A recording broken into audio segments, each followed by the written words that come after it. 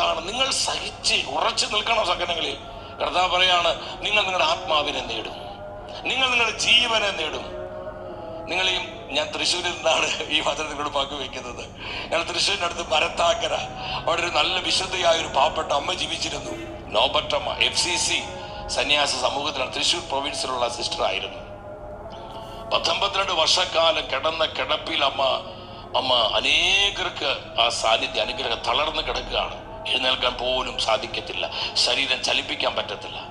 എൻ്റെ സഹോദരങ്ങളെ, അമ്മ ഏതാനും ഒരു 5-6 വർഷങ്ങൾക്ക് മുമ്പ് ഈ ലോകം വിട്ട് നിത്യത്തിലേക്ക് യാത്രയായി. ഇന്ന് അമ്മയുടെ കുഴിമാടത്തിൽ അവിടെ ഒരു വാചകം എഴുതി വെച്ചിട്ടുണ്ട്. അമ്മ കൂടെ പറഞ്ഞിരുന്ന വാക്കാണത്: സഹിച്ചത് ലാഭം, സുഖിച്ചത് നഷ്ടം.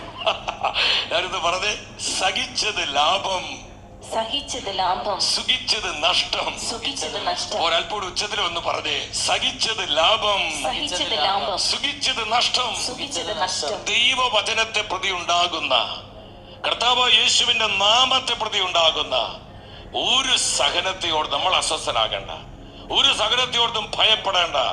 ആ സഹനങ്ങളെല്ലാം ലാഭങ്ങളാണ്, ആ സഹനങ്ങളെല്ലാം അനുഗ്രഹങ്ങളാണ്. ആ സഹനങ്ങൾ ഒന്ന് നമ്മുടെ ആത്മാവിനെ രക്ഷിക്കും, 2 അനേകരുടെ ആത്മരക്ഷയ്ക്കും കർത്താവ് മാറ്റുന്ന ഒരു വളമാണത്. എത്രയോ അനുഗ്രഹിക്കപ്പെട്ടൊരു അനുഭവമാണ് സഹോദരങ്ങളെ. ഹല്ലേലൂയ.